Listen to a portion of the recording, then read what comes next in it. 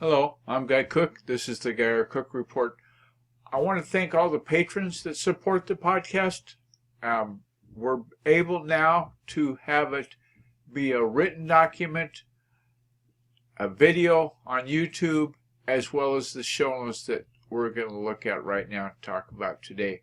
So the audio is going to be enhanced with Audacity. And thanks for taking time out of your day. Okay? We appreciate it. The 5 on-page SEO elements to optimize in WordPress, and then a little bit of gravy on those potatoes, is from Digital Marketer. Wow, we've got them twice in 2 days. Anyway, let's look and see what the 5 topics are. And those elements are contained in this blog post, and we'll have this video up on the YouTube channel so you can see it there.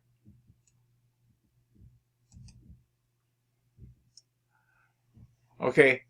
The 5 on-page SEO elements, as you read in the show notes, the lion in the jungle, as it were, for a plugin for SEO is Yoast SEO plugin for WordPress. That's it. That's all you have to do. Get that one, and you're halfway there. And the 5 on-page SEO factors you want to consider when you're creating your blog post and measuring them is the slug. We'll talk about that in a minute. The body text, the images, the title tag, meta description, and there's a little bonus at the end of this post. I'll let you read that at your druthers. Okay? So it talks a little bit about the Yoast SEO plugin here. And then it gets into, all right, what are these 5 on-page SEO factors? Now, before you set up any of your SEO, they've encouraged you up here at the top, and I'll make mention of it here, is to download their customer avatar worksheet. It's free, and get a clear idea of who you're after, where you're at, how to sell to those people, and more. It's a great document. And keep track in this post. You'll see how many times they reference to get the customer avatar worksheet. So the number 1, they start off with optimizing the slug. And if you've used WordPress at all, you know that that's the permalink they've got up there right underneath of where you put your title.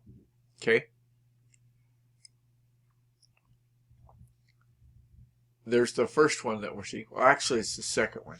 The customer avatar worksheet graphic.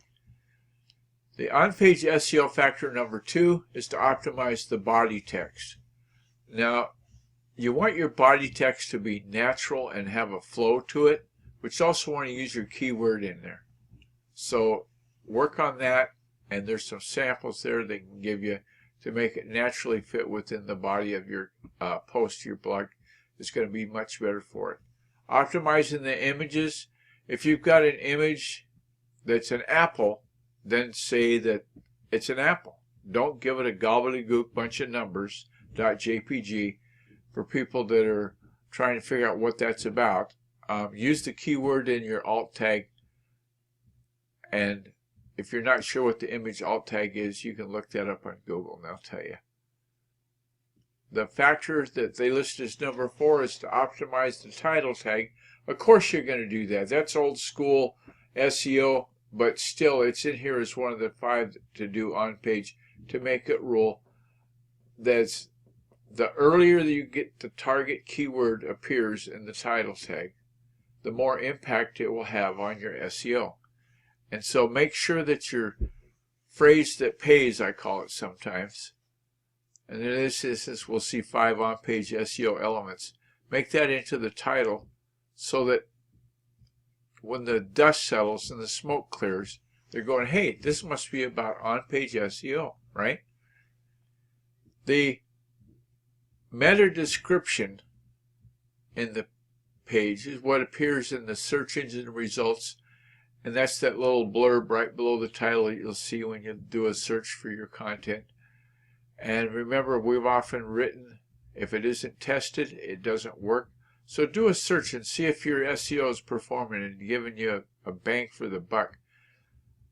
the gravy on the potatoes, as it were, as he's written a little extra in this post, and it starts off, let me get down here, the bonus tactic right here.